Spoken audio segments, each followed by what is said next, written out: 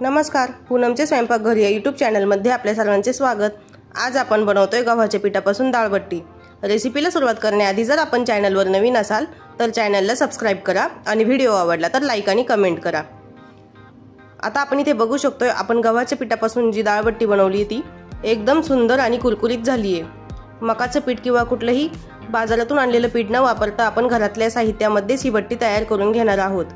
परंतु त्याआधी आपण डाळीला फोडणी करून डाळ शिजवून घेऊयात। इथे मी कुकरला तुरीची डाळ लावून घेतेय। साधारणपणे 1 वाटी तूर डाळ मी लावून घेतेय।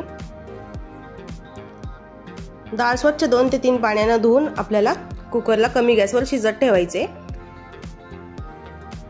जोपर्यंत डाळ शिजेल तोपर्यंत आपल्याला बट्टीसाठी पीठ मळून घ्यायचे।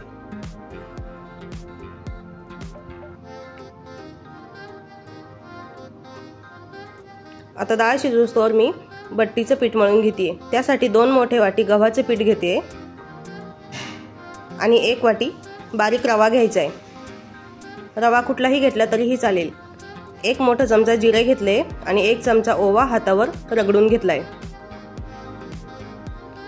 चवीप्रमाणे मीठ घालून घ्यायचे आणि 1 चमचा सोडा घालून घ्यायचा आहे। आता इथे मी 2 चमचे तेल घालून घेते आणि हे पीठ आपल्याला छान एकजीव करून घ्यायचे।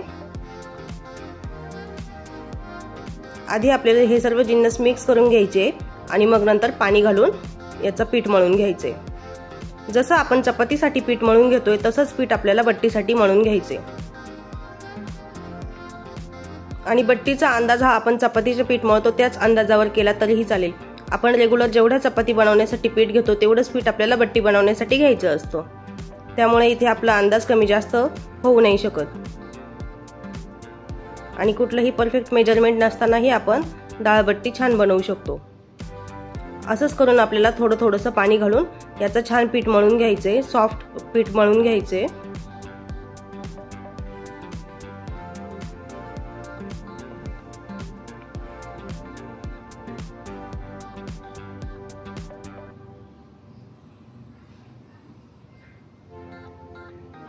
अशाच प्रकारे मी सर्व पीठ मळून 5 ते 7 मिनिटांसाठी सेट व्हायला ठेवणार आहे।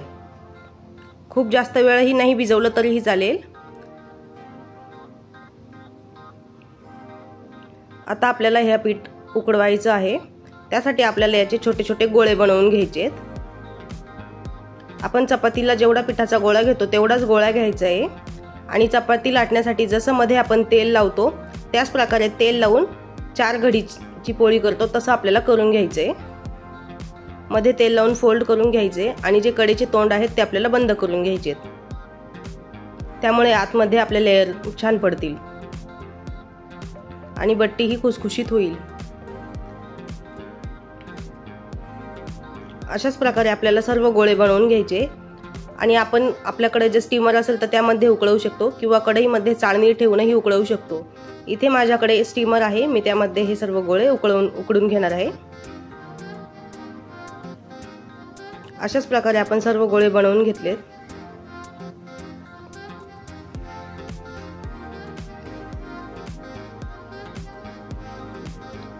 आणि आता स्टीमरला मी पाणीही उकळायला ठेवलं होतं।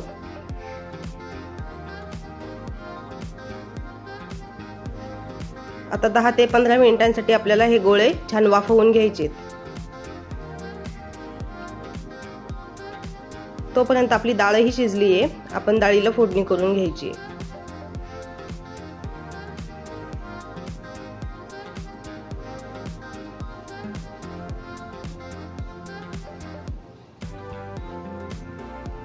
आपली डाळही शिजली आहे आणि आता आपल्याला बट्ट्या बघून घ्यायच्यात। आपल्या बट्ट्या छान उकडल्या गेल्या आहेत। हे थोडं आता आपल्याला पलट करून घ्यायची आहे। त्यामुळे खालची बाजू जर थोडीफार कच्ची असेल तर ती शिजून निघेल।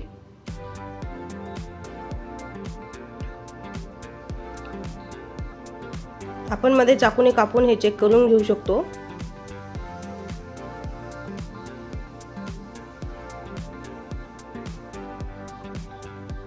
आता आपण वरणाला फोडणी करून घ्यायची आहे।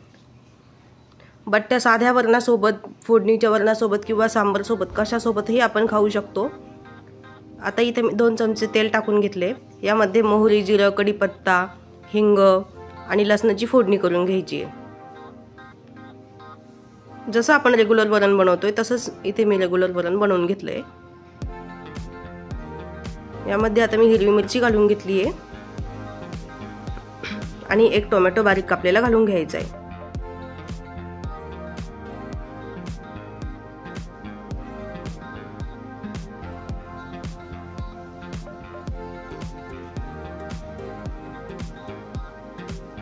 कुणी पाहुणे आले तर झटपट ही दाळबट्टी तयार होऊ शकते, किंवा चपाती खाऊन जर कंटाळा आला असेल तर वेगळा फास्ट मेनू तयार होऊ शकतो।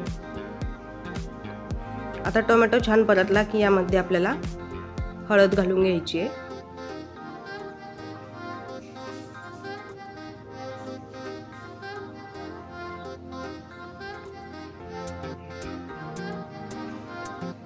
आता आपल्याला शिजवलेली डाळ यामध्ये टाकून घ्यायची आहे आणि एक उकळी काढून घ्यायची आहे। आपली डाळही गरम होती त्यामुळे आपल्या वरणाला पटकन उकळी येणार आहे।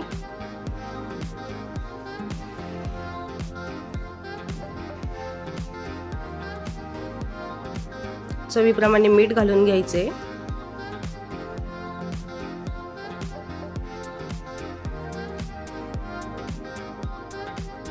आणि एक उकळी आली की कोथिंबीर घालून घ्यायची आहे। दाळबट्टीसाठीच आपली डाळ तयार आहे।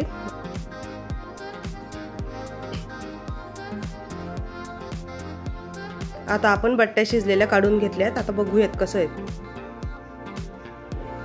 कट केलं की आपल्या चाकूला पीठ लागत नाहीये, म्हणजे आपले बट्ट्या छान शिजल्यात। अशाच प्रकारे आपण आपल्याला हव्या त्या आकारामध्ये कापून घ्यायच्या आहेत।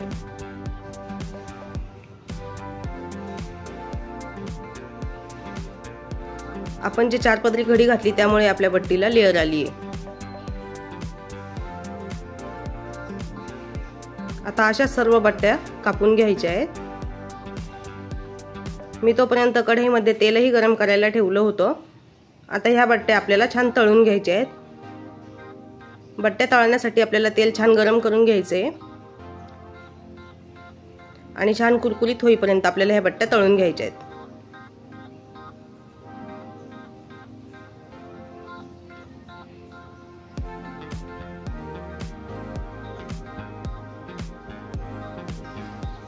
अधूनमधून हलवत थोडासा लालसर तांबूस कलर येईपर्यंत आपल्याला ह्या बट्ट्या छान तळून घ्यायच्या आहेत।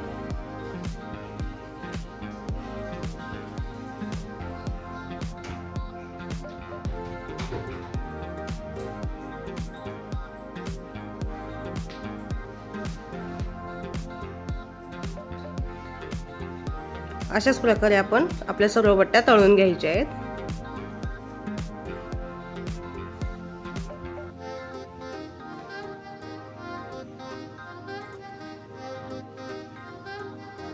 दाळबट्टी सोबत लिंबू, तळलेली मिरची, कांदा खूप छान लागतो खायला। मी बट्ट्या तळून झाल्यानंतर इथे 2-3 मिरच्याही तळून घेतल्या होत्या।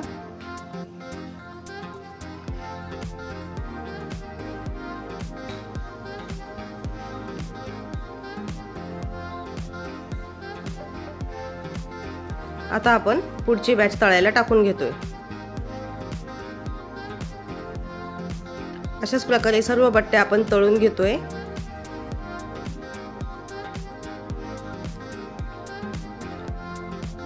तयार आहे आपली दाळबट्टी। आजची रेसिपी कशी वाटली नक्की सांगा। चॅनलला लाईक करा, सबस्क्राईब करा आणि शेअर करा।